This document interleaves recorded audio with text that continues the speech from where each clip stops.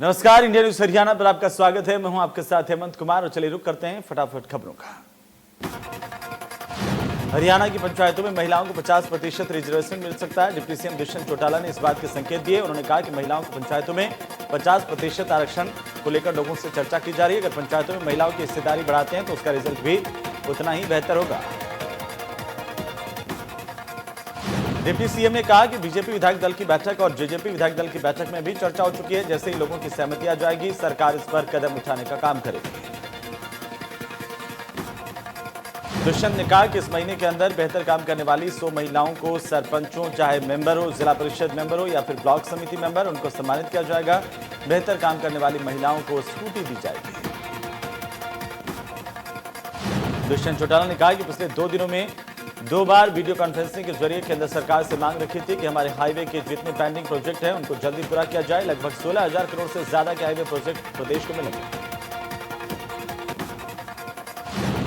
गृह मंत्री से मुलाकात पर दुष्यंत चौटाला ने कहा कि केंद्र और प्रदेश ने जिस तरीके से कोरोना की लड़ाई लड़ी है, 8 महीने में प्रदेश में सरकार की तरफ से जो ऐतिहासिक कदम उठाए गए, इन विषयों पर चर्चा हुई।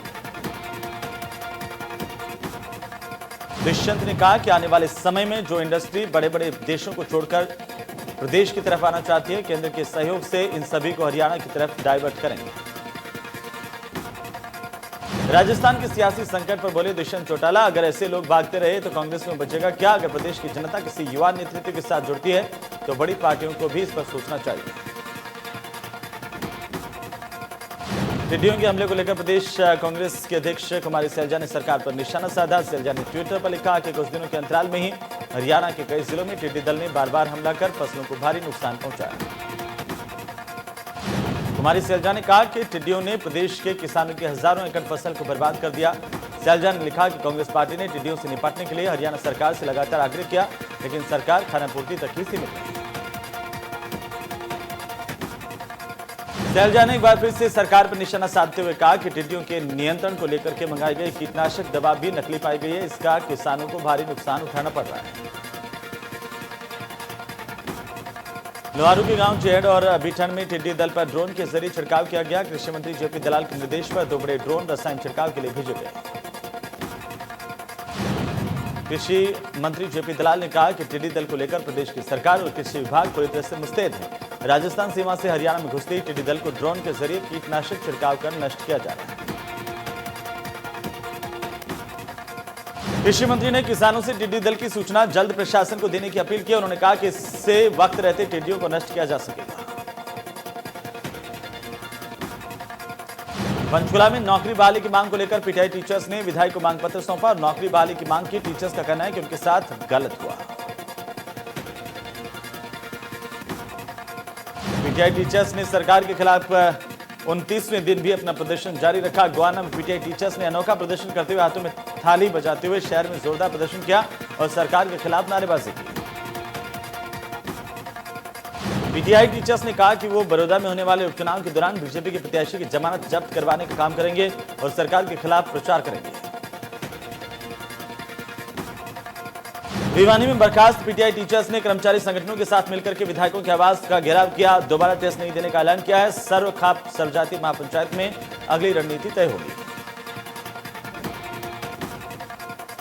विधायक निवास पर रोष प्रदर्शन करते हुए टीचर्स ने बवाल काटा और विधायक को सीएम के नाम एक ज्ञापन सौंपा। प्रदर्शन में सर्व कर्मचारी संघ, हरियाणा कर्मचारी महासंघ, सीटू संगठन भी शामिल हुए। चरखी दादरी में कई दिनों से लघु सचिवालय के बाहर धरना प्रदर्शन करते हुए हटाए गए पीटीआई टीचर्स ने कई यूनियंस के बैनर तले विधायक सोमवीर सांगवान और नैना चौटाला के जरिए सरकार के नाम ज्ञापन सौंपे। विधायक सोमवीर सांगवान के घर के बाहर पीटीआई टीचर्स ने थाली बजाकर के अपना रोष जाहिर किया। उन्होंने कहा कि बिना दोष के उनको नौकरी से बाहर निकाल दिया गया। आने वाले समय में वो बीजेपी को वोट नहीं देंगे। हरियाणा शारीरिक शिक्षक संघर्ष समिति ने हटाए गए 1983 पीटीआई के समर्थन में झांसी के भगत सिंह पार्क में प्रदर्शन किया। इस दौरान हरियाणा सरकार के खिलाफ जमकर नारेबाजी की गई। सभी कर्मचारियों ने प्रदर्शन करते हुए झांसी के विधायक विनोद भ्याणा के आवास पर जाकर के हटाए गए पीटीआई को वापस से लेने के लिए ज्ञापन सौंपा है। सर्व कर्मचारी संघ के जिला प्रधान ने कहा कि पीटीआई को राजनीति का शिकार बनाते हुए नौकरी से निकाला गया। उन्होंने कहा कि तमाम पीटीआई कर्मचारी पिछले 10 साल से सरकार को सेवाएं दे रहे थे। साथ ही उन्होंने कहा कि सरकार का अध्यापकों को सजा देना किसी भी तरह से न्यायपूर्ण नहीं है। सर्व कर्मचारी महासंघ ने अपनी नाराजगी जताते हुए कहा कि पीटीआई लगातार 45 दिन से आंदोलन कर रहे हैं, लेकिन हरियाणा की गूंगी बहरी सरकार जायज कर्मचारियों की मांगों का समाधान नहीं करना चाहती। हरियाणा में पीटीआई टीचर्स के समर्थन में अध्यापकों के अन्य संगठनों ने कई शहरों में जोरदार प्रदर्शन किया। यमुनानगर में अध्यापकों के ढोलक बाजों के साथ शिक्षा मंत्री कंवरपाल गुर्जर के आवास का घेराव किया। वहीं यमुनानगर के जगाधरी में भी सैकड़ों पीटीआई टीचर्स की ओर से अध्यापक संगठनों के सदस्यों ने जोरदार प्रदर्शन किया। मुख्यमंत्री शिक्षा मंत्री के खिलाफ नारेबाजी की, सरकार विरोधी नारे लगाए। नारेबाजी करते हुए अध्यापक शिक्षा मंत्री के आवास की तरफ जाने लगे, जहां पर भारी संख्या में पुलिस बल ने उन्हें बैरिकेडिंग लगाकर रोक दिया। इस दौरान टीचर्स वहीं धरना लगाकर के बैठ गए। इन अध्यापकों का कहना है कि बर्खास्त किए गए पीटीआई टीचर्स को वापस काम पर लिया जाए। अध्यापकों ने लगातार 2 घंटे तक शिक्षा मंत्री के आवास पर इंतजार किया, लेकिन वो नहीं आए, तो अध्यापकों ने शिक्षा मंत्री को दिया जाने वाला ज्ञापन ही जला दिया।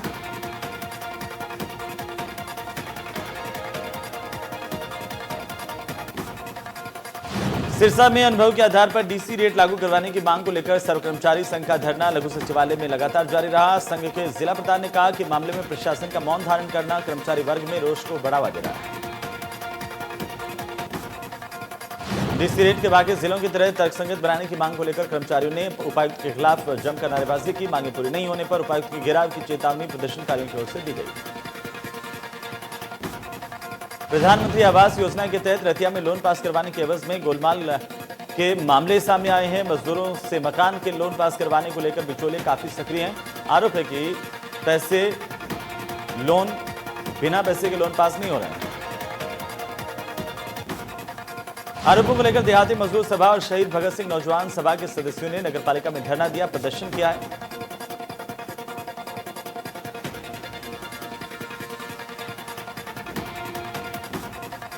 भवानीखेड़ा की वार्ड संख्या 11-12 में मुख्य रास्ते का निर्माण कस्बे वासियों के लिए मुसीबत बना हुआ है। यहां से हजारों लोगों का रोजाना आना जाना होता है, लेकिन इसकी हालत पिछले 2 साल से काफी खराब बनी हुई है। इस रास्ते पर निर्माण के नाम पर पत्थर डाल दिए गए, लेकिन निर्माण का काम अभी तक पूरा नहीं करवाया गया। इसके रास्ते से गुजरने वाले राहगीरों और दुकानदारों को परेशानी का सामना करना पड़ता है। हांसी में डीसी की गठित टीम ने शहर के कई इलाकों में सड़कों के सैंपल लिए हैं। पार्षद प्रतिनिधि की शिकायत पर सैंपल लेने की कार्रवाई की गई।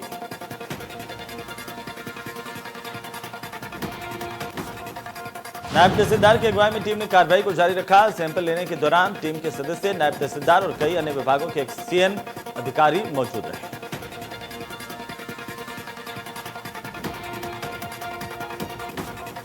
हरियाणा विधानसभा के अध्यक्ष ज्ञानचंद गुप्ता ने कहा कि सरकार की कोशिशों के चलते प्रदेश के सरकारी स्कूलों में शिक्षा के स्तर में काफी सुधार हुआ है। उन्होंने कहा कि विशेषकर ग्रामीण इलाकों के स्कूलों का परीक्षा परिणाम 65% से ज्यादा हो गया। स्पीकर ज्ञानचंद गुप्ता ने हरियाणा विद्यालय शिक्षा बोर्ड की 10वीं की परीक्षा में जिले में अव्वल रहने वाले 3 छात्रों को उनके घर जाकर मुबारकबाद दी। स्पीकर ने कहा कि शिक्षा में गरीबी कभी बाधा नहीं बनेगी।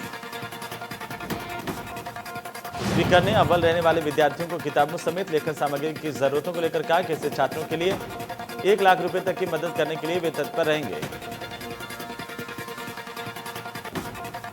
सीबीएसई ने 12वीं की परीक्षा का रिजल्ट घोषित कर दिया। देश भर में 12वीं में 88.78% बच्चे पास हुए हैं। दिल्ली जोन में 94.39% स्टूडेंट्स को सफलता हासिल हुई है। भिवानी हरियाणा विद्यालय शिक्षा बोर्ड की ओर से 40 स्कूलों का 10वीं बोर्ड का परीक्षा परिणाम रोक लिया गया है। बताया जा रहा है कि ये सभी 40 निजी स्कूल हैं। मामले को लेकर के बोर्ड के अध्यक्ष ने इंडिया न्यूज हरियाणा को इसकी जानकारी दी। बोर्ड के अध्यक्ष ने कहा कि सोनीपत के 12, पलवल के 26 और कैथल के 2 स्कूलों का परीक्षा परिणाम संबद्धता के मामले पर रोका गया है। बोर्ड अध्यक्ष के मुताबिक इन स्कूलों को नोटिस जारी किया गया है। बोर्ड अध्यक्ष के मुताबिक नियमों को दरकिनार कर इन स्कूलों को जिला स्तर पर ही शिक्षा विभाग के अधिकारियों ने संबद्धता अप्रूवल दी थी, जिसको लेकर के अधिकारियों की भूमिका पर सवाल उठे हैं। चरखी दादरी में लोग सोशल डिस्टेंसिंग की धज्जियां उड़ाते हुए नजर आए। बैंकों के बाहर भीड़ लग गई। पुलिस के मौजूद होने के बावजूद भी लोग नहीं माने और आपस में धक्का मुक्की करते हुए नजर आए। बैंक के मैनेजर ने बताया कि सोशल डिस्टेंसिंग के लिए पुलिसकर्मी और गार्ड बोलते रहते हैं, लेकिन लोग नियमों का पालन नहीं कर रहे हैं। बैंक में आने से पहले सैनिटाइजर का इस्तेमाल किया जाता है, थर्मल स्कैनिंग भी की जा रही है। पंचकुला में ट्रैफिक इंस्पेक्टर सुखदेव सिंह ने आला अधिकारियों के निर्देश पर नियमों का पालन नहीं करने वाले वाहन चालकों पर शिकंजा कसा। इसके अलावा बुलेट से पटाखे बजाने वालों के चालान भी काटे गए। ट्रैफिक इंस्पेक्टर ने बताया कि सड़क हादसों पर लगाम लगाने और कोरोना संक्रमण को फैलने से रोकने के लिए ये कदम उठाया गया। उन्होंने लोगों से अपील की कि ट्रैफिक नियमों का पालन करें। गोहाना सब्जी मंडी के व्यापारियों को समर्थन देने के लिए प्रदेश व्यापार मंडल के प्रांतीय अध्यक्ष और हरियाणा कॉन्फेड के पूर्व चेयरमैन बजरंग गर्ग अपने साथियों के साथ पहुंचे। प्रांतीय अध्यक्ष बजरंग गर्ग ने धरने पर बैठे व्यापारियों को संबोधित करते हुए कहा कि प्रदेश के किसी भी व्यापारी के साथ ज्यादती नहीं होने देंगे। सब्जी मंडी में लकड़ी की बोली करना सही नहीं है। अगर बोली बंद नहीं हुई तो सब्जी मंडियों में हड़ताल की जाएगी। कोविड-19 की महामारी के चलते ब्लड बैंक में ब्लड की कमी हो गई है। इसके चलते मरीजों को वक्त पर ब्लड नहीं मिल पा रहा। इसे देखते हुए एनएचपीसी और रोटरी क्लब की ओर से फरीदाबाद में संयुक्त रक्तदान शिविर का आयोजन किया गया। रक्तदान शिविर में 100 से ज्यादा यूनिट ब्लड जुटाया गया। रक्तदान शिविर में युवाओं ने ब्लड डोनेट करने को लेकर के बढ़ चढ़कर हिस्सा लिया। गोहाना सोनीपत रोड पर नई सब्जी मंडी के आड़तियों की अनिश्चितकालीन हड़ताल दूसरे दिन भी जारी रही। मंडी के आड़तियों ने कहा कि जब तक यहां से मंडी को शिफ्ट नहीं किया जाएगा तब तक हड़ताल जारी रखेंगे। इस दौरान आड़तियों ने मंडी का गेट बंद कर दिया। गेट के बाहर टेंट लगा दिया और धरना दिया। नई सब्जी मंडी आड़ती एसोसिएशन के अध्यक्ष दीपक ने कहा है कि सब्जी मंडी में अवैध रूप से लक्कड़ मंडी लगती है। अब आड़ती एसोसिएशन के अध्यक्ष ने कहा कि सब्जी मंडी में अव्यवस्थाएं फैल रही हैं। मंडी में चोरी की घटनाएं बढ़ रही हैं। सब्जी मंडी की आड़ती लक्कड़ मंडी को शहर के किसी दूसरे स्थान पर शिफ्ट करने की मांग लंबे समय से कर रहे हैं। आड़ती लक्कड़ मंडी को शिफ्ट कराने की मांग को लेकर पिछले 2 दिनों से हड़ताल पर है। आड़तियों ने कहा कि जब तक उनकी मांग पूरी नहीं होगी मंडी को बंद रखें। लंबे समय तक मंडी बंद रहने से सब्जी की कीमतों पर असर पड़ सकता है। भिवानी के श्यामगढ़ गांव में दहेज हत्या के मामले को लेकर लड़की के परिजनों ने आरोपियों की गिरफ्तारी की मांग की। लड़की के परिवार वाले आरोपियों की गिरफ्तारी की मांग को लेकर एसपी को मिलने के लिए पहुंचे।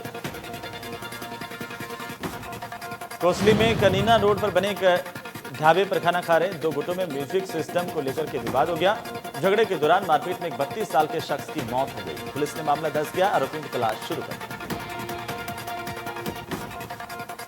सोनीपत में पुलिस ने हत्या की गुत्थी को सुलझा लिया। पुलिस ने अपने प्रेमी और प्रेमी के साथी के साथ मिलकर पति की मौत के घाट उतारने के मामले को लेकर 25 मई को पवन नाम के शख्स का शव लहूलुहान हालत में बरामद किया था।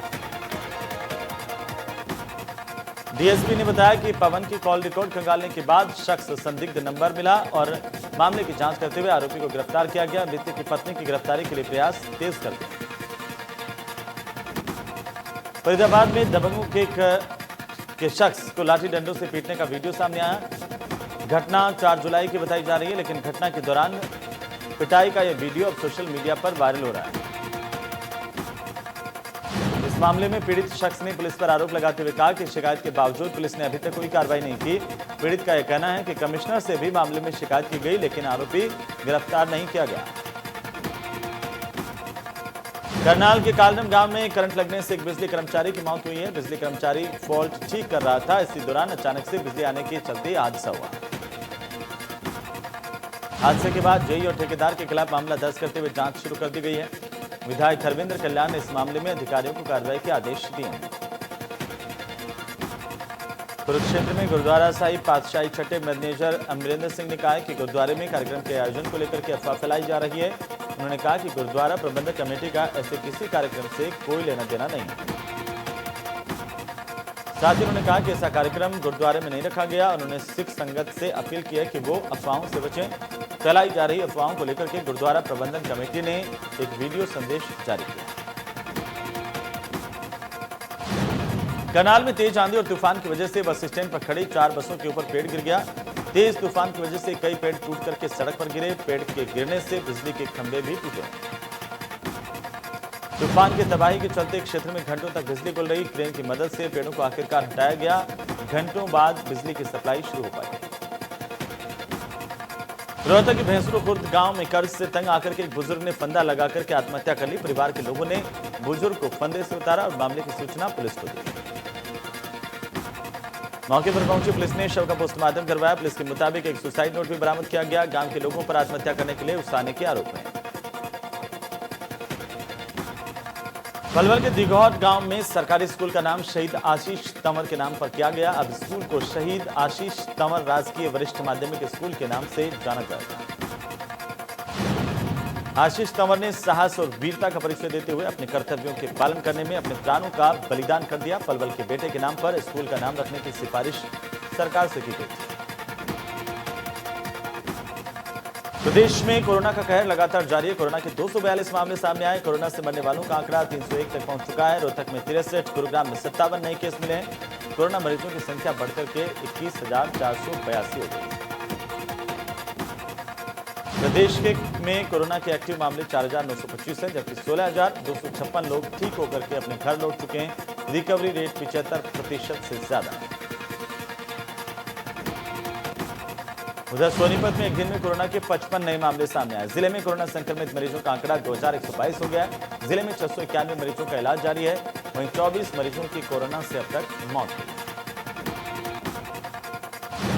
टोहाना में फूटा कोरोना बम। एक ही परिवार के 7 लोगों की कोरोना रिपोर्ट पॉजिटिव आई है। विभाग ने सभी कोरोना मरीजों को फतेहाबाद रेफर किया। इससे पहले इसी परिवार की आशा वर्कर की रिपोर्ट पॉजिटिव आई थी। स्वास्थ्य महकमे की टीम ने कॉलोनी में कंटेनमेंट जोन और बफर जोन बनाकर के सर्वेक्षण कर दिया ताकि लोगों को जागरूक किया जा सके। आशा वर्कर की रिपोर्ट आने के बाद महिला के संपर्क में आए 12 लोगों के सैंपल लिए गए। नूंह में 8 नए केस सामने आए। जिले में जो नए केस आए ज्यादातर पॉजिटिव लोगों के कांटेक्ट में आए हैं। इसके अलावा 5 कोरोना मरीजों को डिस्चार्ज भी किया गया। नहलर के मेडिकल कॉलेज में नूंह के अलावा आसपास के जिलों में मरीज इलाज करवाने के लिए आते हैं। इसीलिए मेडिकल कॉलेज में कोरोना टेस्ट के दौरान काफी लोग पॉजिटिव पाए गए हैं। रैपिड टेस्ट किए जा रहे हैं।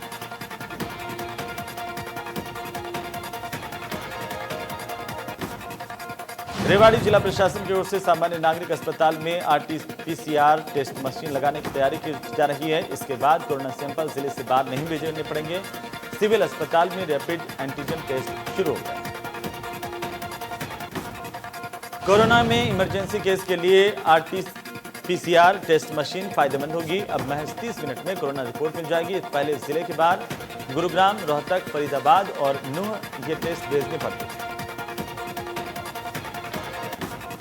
रोहतक जिले में एक दिन में कोरोना के 38 नए मामले सामने आए। जिले में कुल 961 कोरोना के संक्रमित मरीज हैं। कोरोना से अब तक 15 मरीजों की मौत हुई है।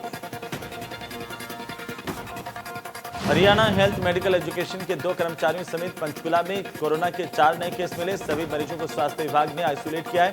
मरीजों के कांटेक्ट में आने वाले लोगों को ट्रेस किया जा रहा है।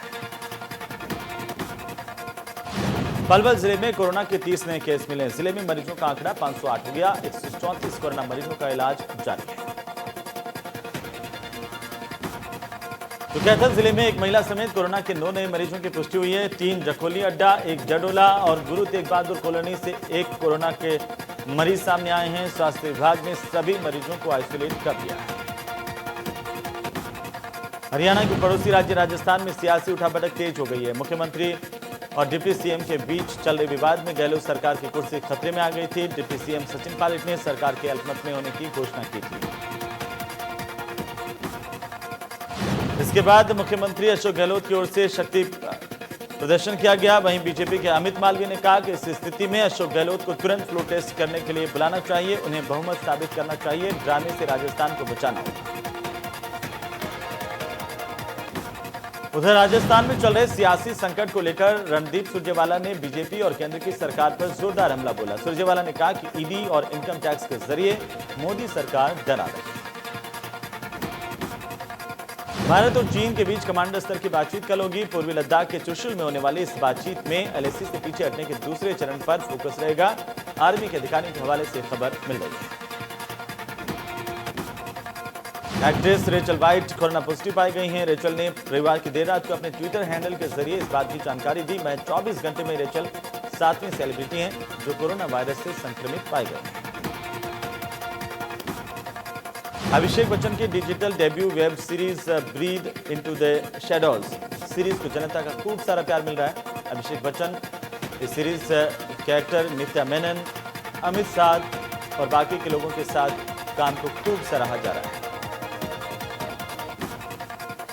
टीवी शो कसौटी जिंदगी की 2 के lead actor Parth Samthaan corona positive पाए गए हैं। पार्थ ने खुद को ट्वीट कर इस बारे में जानकारी दी। उन्होंने ट्वीट किया कि मैंने अपना कोविड-19 का टेस्ट करवाया और मेरी रिपोर्ट पॉजिटिव आई है। अभिनेत्री माधुरी दीक्षित ने सोशल मीडिया पर एक इमोशनल पोस्ट शेयर करते हुए फिल्म के गाने मार डाला को लेकर के कोरियोग्राफर सरोज खान को याद किया है। इस पोस्ट में माधुरी सरोज के साथ डांस करती हुई नजर आ रही है। अनलॉक शुरू होते ही फिल्म स्टार काम पर लौटने लगे हैं। अर्जुन कपूर ने अपने इंस्टाग्राम अकाउंट पर एक फोटो पोस्ट की है जिसमें वे फोटो शूट कराते हुए नजर आ रहे हैं। रणविजय सिंह का एक वीडियो इन दिनों सोशल मीडिया पर काफी वायरल हो रहा है। वीडियो में रणविजय माइकल जैक्सन के स्टाइल में जबरदस्त डांस करते हुए नजर आ रहे हैं। मलाइका अरोड़ा काफी हेल्थ कॉन्शियस है। मलाइका का एक वीडियो इन दिनों सोशल मीडिया पर खूब वायरल हो रहा है। इसमें मलाइका एक जबरदस्त मॉर्निंग ड्रिंक बनाने का तरीका बता रही है। अमित साध कोरोना नेगेटिव पाए गए हैं। उन्होंने इस बात की जानकारी सोशल मीडिया अकाउंट के जरिए फैंस को दी है। अमित ने ट्वीट में लिखा कि आपकी प्रार्थनाओं चिंताओं के लिए धन्यवाद। उधर सनी लियोनी ने इंस्टाग्राम पर अपनी बीच आउटिंग की तस्वीरें शेयर की हैं। वे बीच पर अपने पति डैनियल बेवर और 3 बच्चों के साथ मस्ती करती हुई नजर आई हैं। समंदर के किनारे पर पूरी फैमिली ने जमकर एंजॉय किया है।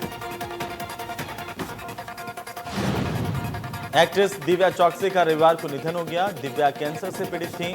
दिव्या चौकसी ने 2011 में मिस यूनिवर्स इंडिया पेजेंट को जीता था। दिव्या ने अपना बॉलीवुड डेब्यू फिल्म अपना दिल तो आवारा से किया था।